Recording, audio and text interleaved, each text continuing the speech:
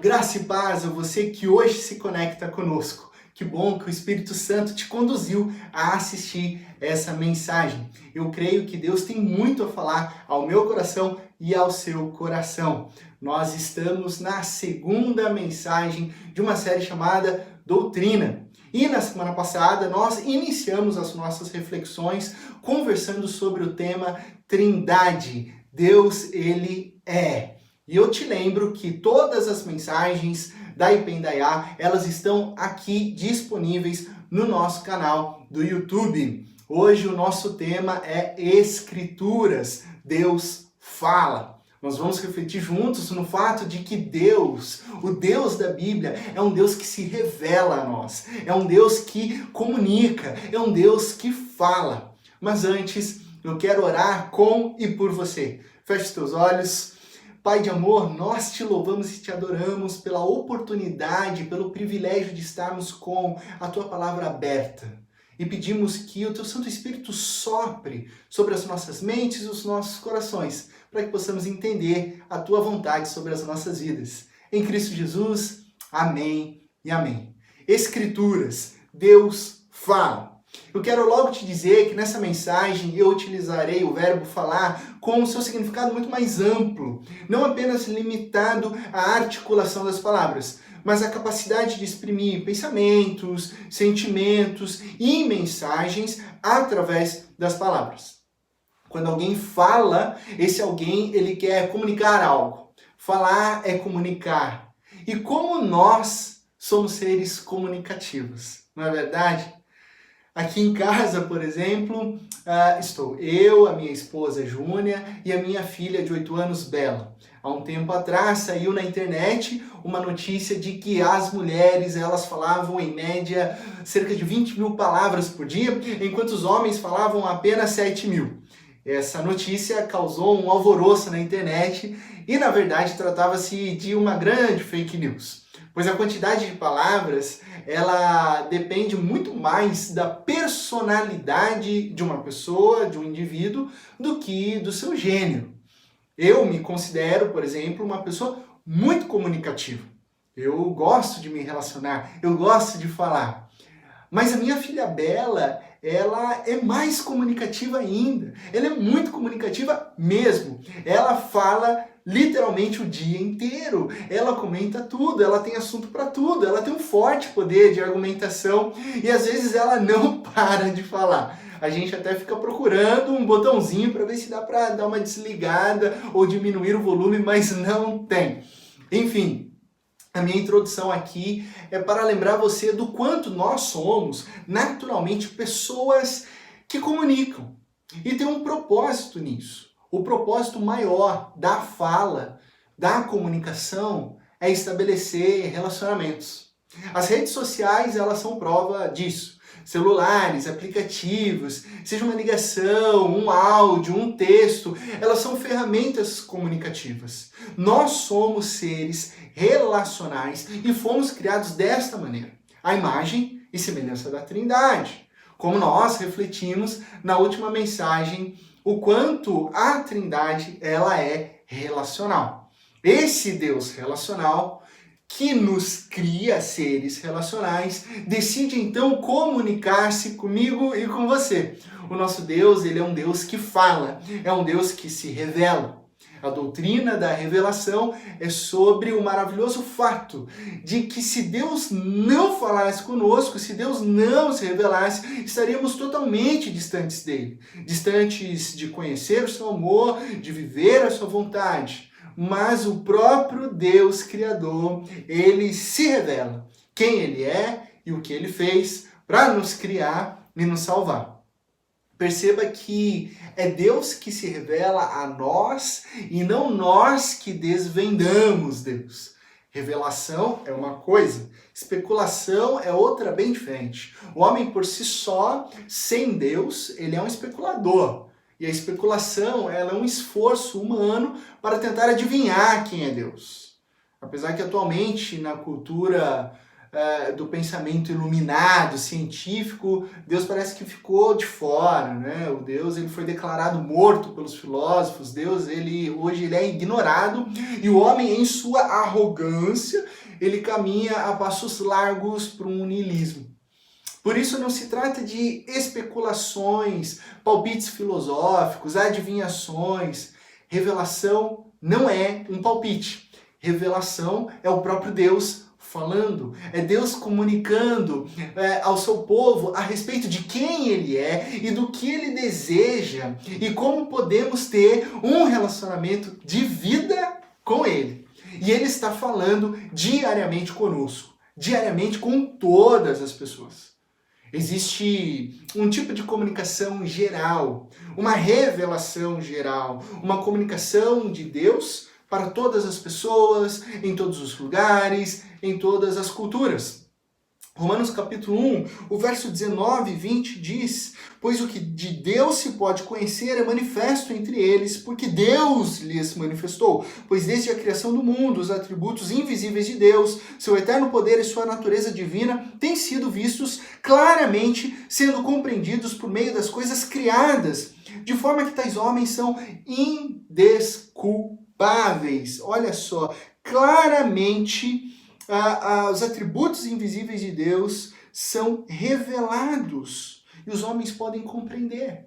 Na natureza vemos a glória de Deus, nas estrelas vemos o seu poder, no pôr do sol nós vemos o seu carinho, o seu cuidado, na perfeição genética dos animais, nos detalhes e das cores das plantas. Deus, ele está, Deus, ele se revela, Deus, ele fala. E mais do que criar, Deus continua sustentando e movendo a criação. Diferente daquela perspectiva deísta, que crê que Deus criou todas as coisas como um grande relojoeiro, daí ele deu corda nesse mundo e sumiu do mapa, dizendo, bom, agora é com vocês, humanos. Não é assim. Deus não nos abandonou. Ele continua sustentando o universo com as suas poderosas mãos. Ou você nunca parou para pensar que diante da maldade que ainda nós vivemos, como nós estamos em 2020? Como estamos aqui até hoje diante de tanta desconexão e maldade? Já parou para pensar nisso? A pergunta não é por que Deus enviou tsunamis, ou por que Deus permitiu um coronavírus, mas sim quantos tsunamis Deus segurou com suas próprias mãos e que nós nunca iremos saber. Quantas doenças nunca se desenvolveram, quantos milagres são realizados diariamente. Deus está diariamente detendo o avanço do mal. Lá em Atos, capítulo 14, o verso 17 diz o seguinte: contudo, Deus não ficou sem testemunho, mostrou sua bondade, dando-lhes chuva do céu e colheitas no tempo certo, concedendo-lhes sustento com fartura e um coração cheio de alegria, enchendo de alegria os nossos corações. A bondade de Deus é revelada a nós, é revelada a todos, e a chuva cai para justos e injustos, o sol brilha para todos. Depois do inverno, a primavera chega e a bondade de Deus permanece contínua. A providência amorosa é continuada para todos, é geral, disponível a toda pessoa. Agora existe um tipo de comunicação que ela é especial, uma fala especial, para um povo especial. E eu quero refletir com você agora sobre a revelação especial. Enquanto a revelação geral, ela está disponível a todas as pessoas, a revelação especial, ela é dada a indivíduos, a um número limitado de pessoas. Essa revelação especial é Deus falando de maneira sobrenatural. Deixe-me dar 3 tipos de revelação especial. O primeiro tipo são os atos milagrosos e ocorrências sobrenaturais. Como, por exemplo, Deus falando com Moisés, lá em Êxodo capítulo 3, através da sarça ardente. Ou Maria, quando recebeu a visita do anjo Gabriel, e até mesmo sonhos. Uma outra revelação é o próprio Cristo Jesus, a maior revelação especial de Deus. É o Deus eterno que se fez carne e habitou entre nós. Lá em João capítulo 1, a Bíblia nos diz que Jesus, ele é a palavra, ele é Deus. E Jesus revela quem é Deus através da sua vida, obra, morte e ressurreição. Por isso Jesus é a maior revelação especial. Colossenses capítulo 1, verso 15, afirma para mim e para você que ele é a imagem do Deus invisível. Ele é o primeiro, o primogênito sobre toda a criação. E sobre Jesus nós refletiremos mais profundamente nessa série chamada Doutrina em outra mensagem. Pois o terceiro exemplo da revelação é a Bíblia, as Escrituras. E esse é o tema da nossa mensagem de hoje.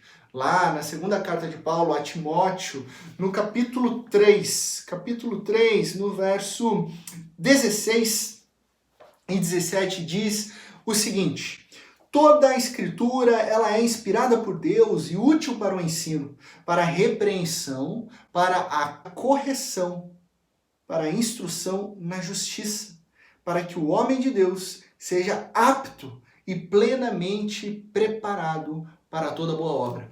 Toda a Bíblia, toda a Escritura, ela é inspirada pelo próprio Deus e nela contém os atos milagrosos, as ocorrências sobrenaturais e nela está, inclusive, a obra de Cristo Jesus. Ou seja, ao longo da história, Deus trabalhou literalmente na vida de diversos autores para que esse compêndio de livros aqui pudesse comunicar a nós quem Deus é. Deus, ele fala. E hoje a maior fonte de comunicação que você possui a respeito de Deus e a sua vontade para a sua vida é a Bíblia. A Bíblia. Ah, ok, legal, pastor. Eu sempre li alguns versículos e tal, e eu estou começando a minha jornada cristã. Eu queria saber algo básico. O que é a Bíblia?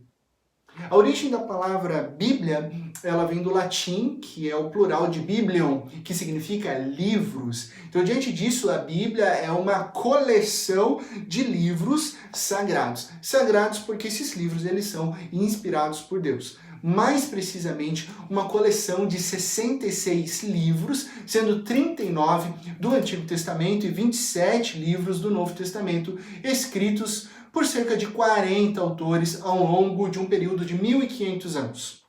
E ao pegar uma Bíblia, você logo perceberá que ela não está organizada de maneira cronológica, mas sim por tipos de literatura. Livros sobre a lei estão juntos, livros poéticos são outro bloco, livros históricos estão unidos, as biografias de Jesus estão separadas, as cartas estão reunidas. Ou seja, você está diante de uma biblioteca.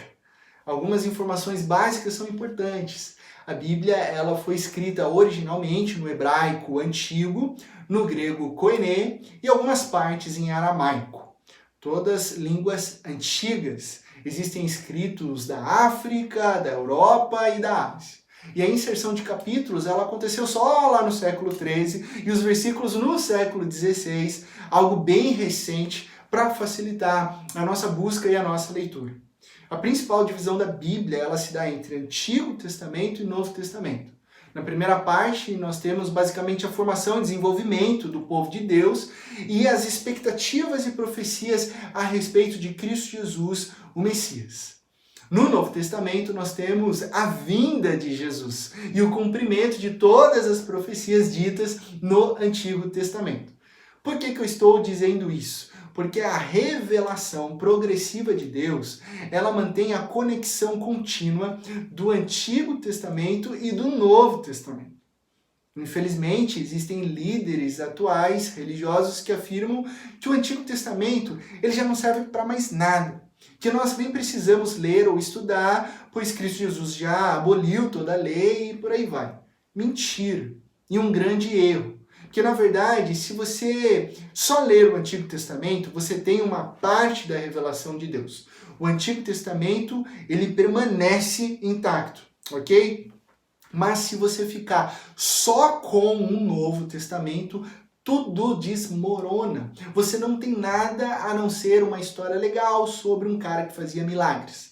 Por quê? Porque o Novo Testamento, ele é cumprimento das profecias.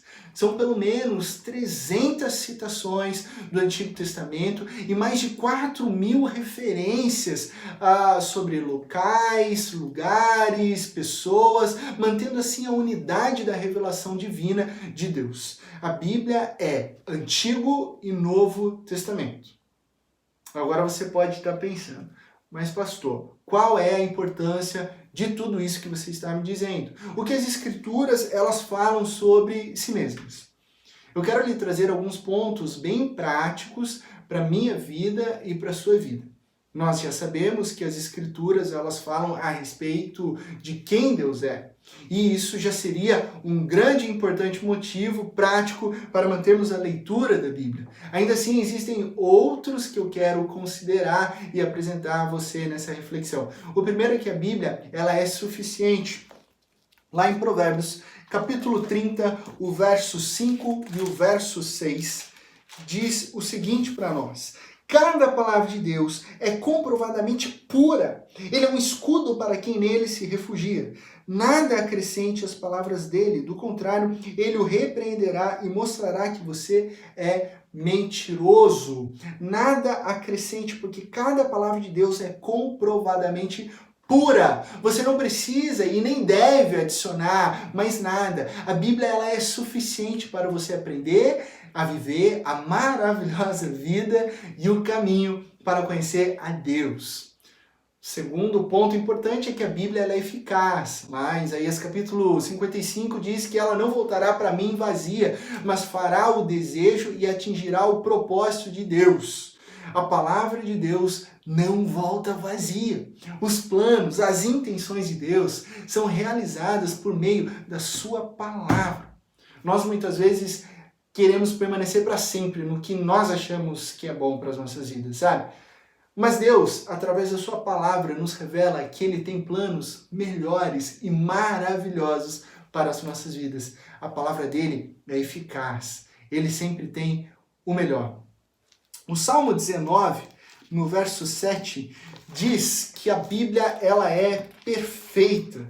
Salmo 19, o verso 7. A lei do Senhor é perfeita e revigora a alma. Os testemunhos do Senhor são dignos de confiança e tornam sábios os inexperientes. Toda a Escritura ela é perfeita e daqui a pouco nós vamos refletir mais sobre isso. Mas o que eu quero dizer é que nós não somos perfeitos. O mundo não é perfeito, mas a palavra de Deus ela é. Isso não é um fardo, não é um peso. Pelo contrário. É uma dádiva, um presente, que segundo a palavra de Deus, revigora a nossa alma.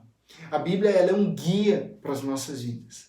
O Salmo 119, verso 105, diz que a tua palavra ela é lâmpada para os meus pés e luz que ilumina e clareia o meu caminho. Essa analogia da lâmpada ela é maravilhosa. As escrituras são como uma luz que alguém usa enquanto caminha.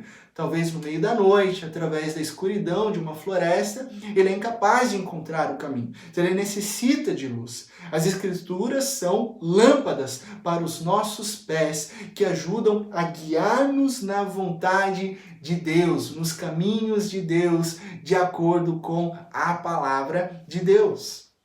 Quantas pessoas dizem, eu quero ouvir Deus, eu quero saber a vontade dele para a minha vida.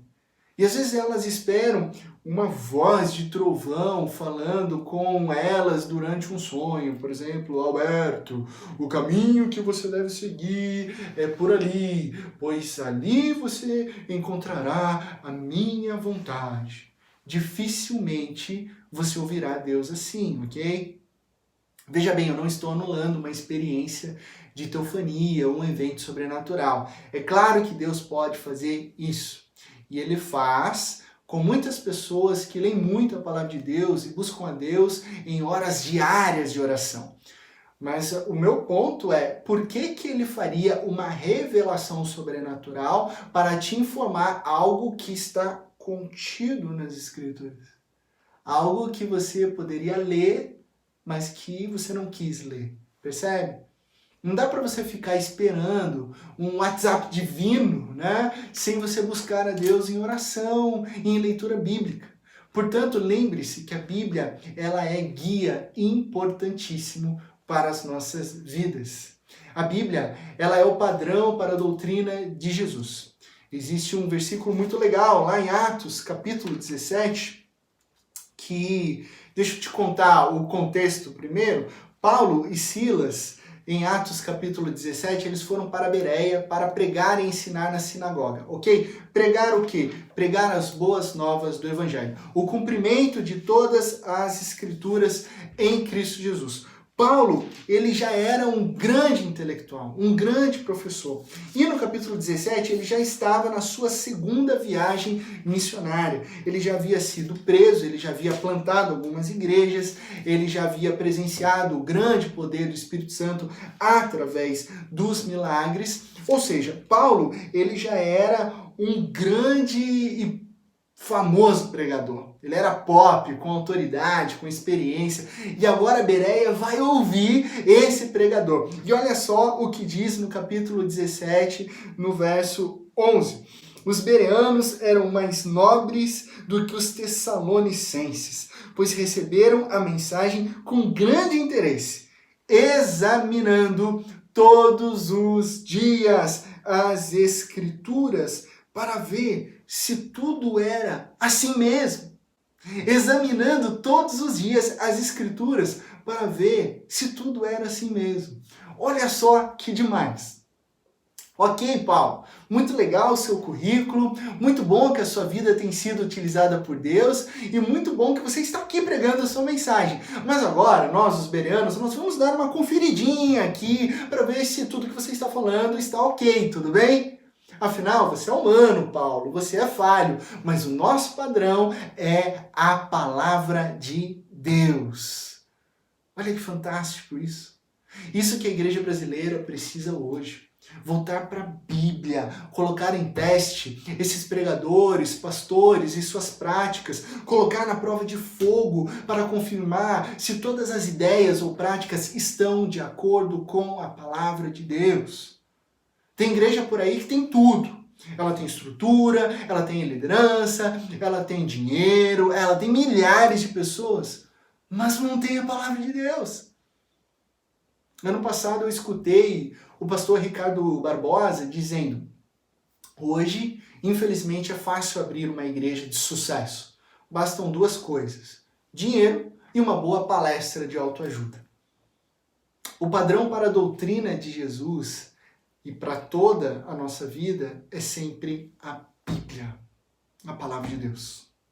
A Confissão de Fé de Westminster diz em seu capítulo sobre as Escrituras, sob o nome de Escrituras Sagradas ou Palavra de Deus, escrita, incluem-se agora todos os livros do Velho Testamento e do Novo Testamento, e aí é discriminado 66 livros, que são todos inspirados de Deus para serem regra de fé e prática. Regra de fé e prática.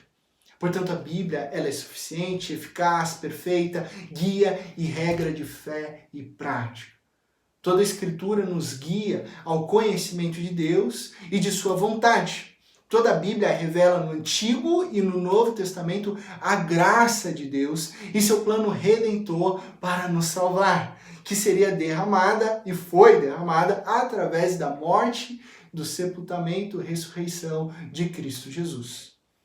Que os profetas lá do Antigo Testamento estavam falando e escrevendo sobre a vinda de Cristo Jesus, que seria o doador da graça pelo Espírito, o Espírito Santo, através do poder do Espírito de Deus. E hoje eu e você temos o privilégio de termos em mãos as Escrituras, na nossa língua, com várias versões que facilitam inclusive a nossa leitura. Temos até Bíblia em aplicativos de celular, no computador, de Bíblias de capas diferentes, dura, capa luxo, capa verde, rosa, Bíblia da criança, Bíblia da mulher que ora, Bíblia do menino que anda de skate, Bíblia da vovó em oração e por aí vai. Coisas anunciadas pelos profetas, por meio daqueles que pregaram o Evangelho, coisas que até os anjos, Pedro diz isso em sua primeira carta, até os anjos anseiam, desejam observar. E a palavra está aí, na sua casa, nas suas mãos, no seu celular, pronta para ser lida, pronta para ser guia dos nossos corações. Agora, obviamente, nós sabemos que a Bíblia ela é constantemente atacada por aqueles que não creem nela. Afirmam que são contos de fada, lendas, mitos, que em nada se diferencia da história da Chapeuzinho Vermelho ou de algum mito da antiguidade. O que fazer quando somos questionados a respeito disso? Você acredita na Bíblia? Então você também acredita em Saci Pererê? E aí? Como responder? Voltemos ao nosso texto, lá de 2 Timóteo, capítulo 3, verso 16. Toda a Escritura ela é inspirada por Deus e útil para o ensino, para a repreensão, para a correção e para a instrução na justiça. Meu amigo, minha amiga, toda a Escritura ela é inspirada por Deus. Toda ela. Isso significa que esse livro, onde Deus fala, foi capacitado, foi divinamente inspirado pelo Espírito Santo de Deus. Ou seja, o Espírito Santo, ele foi coautor divino. É o que Paulo nos diz lá em 1 Coríntios, capítulo 2, o verso 13. Delas também falamos, não com palavras ensinadas pela sabedoria humana, mas com palavras ensinadas pelo Espírito, interpretando verdades espirituais para os que são espirituais. Um mistério revelado pelo próprio Deus. Assim, todo autor humano da Bíblia, ele recebeu o Espírito Santo para registrar perfeitamente o que as Escrituras nos revelam sobre quem Deus é e o que Ele fez através de Cristo Jesus. Dito isso, o que fazemos então quando somos atacados constantemente por acreditarmos na inspiração divina da Bíblia? Quando dizemos que a Bíblia ela é inerrante, o que isso significa? Algumas pessoas querem desconstruir a Bíblia por meio de irregularidades gramaticais ou tipos de grafias, coisas que, para ser bem honesto, é muito incoerente exigir a fluidez de uma ortografia de mais de 2000 anos, comparando-as com a escrita moderna. Inerrância não tem a ver com esses detalhes ortográficos e nem com os erros de cópias das cópias das cópias. Inerrância é a resposta à pergunta. Deus se revelou falando a nós? Se Deus falou, se Deus é um Deus que fala, sua palavra é confiável? Ele diz a verdade? Esse é o ponto. E sim, nós cremos que cada palavra das Escrituras é verdade, é inspirada, é útil. E o que é mais surpreendente é que a Bíblia ela é formada por vários gêneros literários. Em diversos momentos da história, em sua diversidade, seja visões, ditados, experiências, a palavra de Deus ela aponta para a unidade e plano de Deus de maneira profundamente coerente. Toda a narrativa bíblica, ela aponta para a graça de Deus que se revela em Cristo Jesus. Assim, a palavra de Deus, ela é plenamente confiável. Ela fala a verdade, ela não comete erros, porque Deus sabe o que está falando. Esse é o ponto principal. Ah, pastor, mas um dia um amigo meu disse que o grande problema da Bíblia são as cópias dos manuscritos, que na verdade não se tem os originais e por aí vai. Ok, essa é uma boa pergunta e eu quero investir um tempo nisso. Primeira coisa é que o próprio Jesus ele trabalhou a partir de cópias. Em Lucas capítulo 4, quando Jesus abre um pergaminho de Isaías, aquele pergaminho é uma cópia. Okay? Não era o pergaminho original de Isaías. Esse contexto está há 2000 anos atrás. Não tinha máquina de xerox, não tinha scanner, não tinha foto, celular. Para ter um exemplar em outro lugar, exigia um trabalho de copistas. Se o próprio Jesus confiou em pergaminhos, em cópias, nós devemos confiar também. Mas vamos seguir em frente, ok? Observe comigo essa tabela que eu vou te apresentar aqui. Muito provavelmente no ensino médio você leu a Ilíade de Homero, ok? Se você observar o final da segunda linha dessa tabela, você verá que existem 643 cópias desse documento. Agora, para quem estudou filosofia, vamos para o clássico Diálogos de Platão, ok? Onde além de ter um intervalo de mais de 1.300 anos da cópia para o original, nós só temos 7 cópias. Apenas 7 cópias antigas. Por que eu estou mostrando essa tabela para você? Porque você conhece algum professor de história, ou algum acadêmico, ou alguém, no geral, que disse: jogue fora esse documento aí de Platão, nós não podemos confiar nesse documento, são apenas 7 cópias. Ou a Poética de Aristóteles, que tem a primeira cópia separada por um intervalo de 1.400 anos do original. E ninguém diz: mas isso foi adulterado, como saberemos se realmente foi de Aristóteles? Ninguém coloca em questão, ninguém. E aqui estão outros documentos históricos aceitos e ensinados nas universidades como documentos precisos e factuais. E simplesmente ninguém ousa colocá-los em dúvida, ninguém questiona.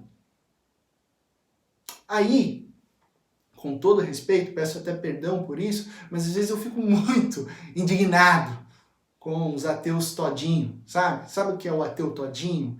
É aquele que faz da ciência um deus, só que ele não tem um repertório acadêmico, ele não estuda, ele só fica criticando o cristianismo, mas ao mesmo tempo que ele critica, ele não dura 5 minutos num debate sério sobre ciência e fé. Parece um rebelde sem causa que é ateu para incomodar a vovó. E então esse seu amigo ateu todinho vai falar para você que a Bíblia é um conto de fadas, que não é confiável, que está cheia de erros, que são cópias e não são originais, mas nunca pesquisou a respeito da confiabilidade dos documentos e manuscritos catalogados pelas maiores universidades seculares do mundo, que chegaram à seguinte conclusão: somente o Novo Testamento, escrito numa janela histórica entre 50 e 100 anos depois de Cristo, possui primeiras cópias no ano de 130, num gap, ou seja, no intervalo mínimo de 50 anos. Isso é incrível. Há estudos de papirologistas ateus que comprovam documentos do Evangelho de Marcos datados do ano de 66, ou seja, numa janela histórica onde testemunhas oculares de Jesus ainda estavam vivas. Documentos de pessoas perguntando: você sabe Cristo Jesus? Lucas fazendo isso, né? Ah, sim, não, quando eu era criança, ele foi crucificado. Meu tio, inclusive, estava lá na crucificação. Muitos dizem: ah, mas e quantas cópias? Será que tinham muitas mesmo? Sabe quantas cópias de manuscritos antigos do Novo Testamento nós temos? 5.366 cópias. Somadas a posteriores, são cerca de 5.800, numa contagem conservadora, já que naquele momento da história traduziram cerca de 18.000 cópias desses manuscritos.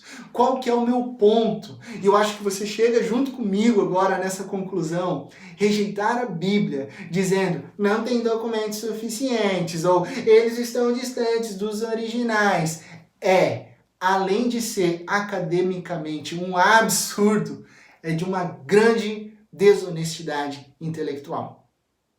Mas o que mais vemos por aí é alguém dizendo que a Bíblia foi inventada. Agora, com esses dados atuais e acadêmicos, eu te pergunto: quem é o tolo nessa história? É o cristão que crê na autenticidade das Escrituras, ou quem nega a autenticidade sem nenhum argumento válido? Além disso, os manuscritos, eles eram muito frágeis, né? E temos hoje uma quantidade de mais de 10.000 manuscritos do Novo Testamento e mais de 42.000 do Antigo Testamento. É um milagre. É um milagre. E para quem ainda insiste em dizer que há variações nas cópias dos manuscritos, tá tudo bem. Esse é um argumento favorável para nós, sabia? Para nós cristãos é favorável. Vou te dar um exemplo. Quando você pega as 7 cópias de Platão e você percebe incoerência em 2 documentos, você tem cerca de 30% de comprometimento da obra. 30%. Agora, quando você pega 14 mil manuscritos do Novo Testamento e 100 deles mantém uma incoerência, você tem mais de 99% de confiabilidade. Sendo que esse 1% de dúvida são erros de ortografia e pontuação que não comprometem em nada o conteúdo da Bíblia. Cientificamente, academicamente, a Bíblia é confiável? Absolutamente que sim. Não sou eu que digo isso, são as universidades. A Bíblia comunica a verdade de Deus? Absolutamente sim. Agora eu quero caminhar para o final dessa mensagem, onde nós aplicamos tudo isso em nossas vidas. Hoje você recebeu, por exemplo, muita informação, muitos dados legais, muita coisa interessante, e você já deve até estar preparado para responder alguém quando questionarem sobre a revelação das Escrituras. E tudo isso é muito bom para mim, é muito bom para você. Porque a Bíblia diz, inclusive, que nós devemos estar preparados para responder a pessoas que colocam em dúvida a nossa fé, a razão da nossa esperança. Eu lembro, inclusive, dos meus amigos da IPEndaiá, o presbítero Onofre, o Tom, o Thiago Martins, que gostam muito de apologética cristã e muito provavelmente até já estudaram esses dados que eu acabei de compartilhar. Mas eu quero, neste momento aqui, dizer que nós não chegamos à Bíblia apenas para informação, apenas por conhecimento, por pesquisa, mas sim e principalmente por transformação. E essa é a preciosidade dela, porque a Bíblia ela é viva, ela é eficaz, ela transforma corações. Se as Escrituras são a revelação por meio da qual Deus fala comigo e com você, lembre-se que o nosso Deus nos chama então para uma vida bíblica. O principal não é aprender sobre fatos novos, mas sim sobre ser uma pessoa nova, uma pessoa que agora ela é moldada para viver uma vida totalmente nova, de acordo com os princípios de Deus. Esse é o nosso grande desafio. Sabe por quê? Porque muitas vezes a Bíblia, ela nos confronta, ela questiona os nossos desejos, ela nos direciona em direções que às vezes são totalmente distintas das quais nós planejamos em nossos corações. Muitas pessoas me dizem, mas pastor, a Bíblia ela é muito difícil de entender. E eu pergunto, será? Será que ela é difícil mesmo? Ou os nossos corações que não estão receptivos a obedecer a palavra de Deus? E aí? Ah, pastor, eu não entendo aquela passagem sobre amar a esposa como Cristo amou a igreja. Como assim? Você realmente não entendeu? Ou você ainda não está disposto a amar sua esposa a ponto de dar a sua vida por ela? Ah, pastor, mas eu não entendo. Por que Jesus diz que nem todo mundo que chama ele de Senhor entrará no reino de Deus? Você não entende ou você tem dificuldades para viver plenamente o reino de Deus? A Bíblia ela é suficiente, inclusive para falar sobre assuntos éticos e atuais sobre a vida. Assuntos como o cristão e o aborto, o cristão e a ecologia, o cristão e a guerra, o cristão e a política, o cristão e o sexo. E a Bíblia, ela rege o nosso pensamento. Um dos pilares da reforma protestante é o sola escritura, ou seja, somente as escrituras são a maior autoridade sobre a vida de um cristão. Se você quer viver a vontade de Deus, os princípios de Deus sobre a sua vida, eles estão contidos nas escrituras. Viva uma vida bíblica.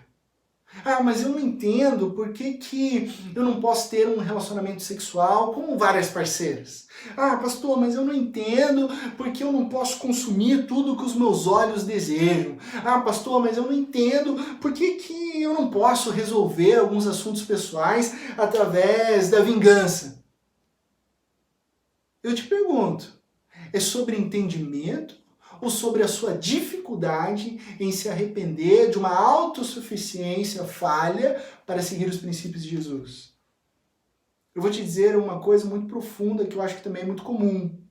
Não são partes da Bíblia que você lê e não entende que te incomodam, mas sim as partes que você lê, entende muito bem e que realmente te incomodam. Às vezes é difícil, porque existem muitas partes da Bíblia que nos revelam que nós somos imperfeitos e estamos no caminho errado. A vida bíblica é a que recebe Cristo Jesus como Senhor e Salvador. A vida bíblica é aquela que se arrepende de uma vida de desconexão com Deus. A vida bíblica é a que entende que através da revelação das Escrituras, Deus fala com a gente, Deus comunica a sua boa vontade que é boa, que é perfeita, que é agradável para as nossas vidas. A vida que é guiada pela vontade de Deus é uma vida transformada. Se você quer viver o que Deus tem de melhor para a sua vida, medite nas Escrituras, viva a palavra de Deus e deixe o Espírito Santo de Deus te fazer cada dia mais parecido com Jesus. Essa é a vontade de Deus para nós. O nosso Deus fala e hoje Ele fala através da Bíblia ao meu e ao seu coração. Feche os teus olhos, vamos orar ao nosso Deus. Pai de amor, nós te agradecemos, nós te louvamos, porque nós temos essa revelação especial, tão preciosa em nossas mãos, e nós podemos ler a tua palavra, nós podemos conhecer a tua vontade, nós podemos ter acesso ao conhecimento de Cristo Jesus, e então, através de Cristo Jesus, tão somente Cristo, nós temos salvação das nossas almas. Obrigado, Pai, pela oportunidade e o privilégio de vivermos num país onde, além de termos a Bíblia na língua portuguesa, nós temos a liberdade de poder meditar nas Escrituras e entender aquilo que o Senhor tem de perfeito e agradável para as nossas vidas. Obrigado porque, através da Tua revelação, nós entendemos que Cristo Jesus, nós cremos que Cristo Jesus morreu numa cruz no nosso lugar para perdão de pecados e nos salvou, restabelecendo um relacionamento com o Senhor. Obrigado porque o Senhor nos fez relacionais para termos uma conexão com o Senhor. E através do Teu Santo Espírito que habita em nossos corações, nós podemos ouvir a Tua doce voz falando aos nossos corações. Nos encoraja na leitura diária da Tua palavra. Nos encoraja, Senhor, a buscarmos a Tua voz para assim sermos guiados e iluminados nos Teus caminhos através da Tua palavra.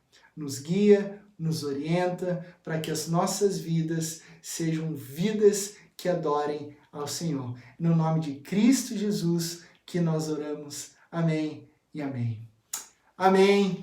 Uma ótima semana para você, debaixo do cuidado e do sustento de Deus. Lembrando que nosso Deus é um Deus que fala conosco. Que Deus te abençoe na mais absoluta certeza de que em Cristo Jesus todas as coisas ficarão bem.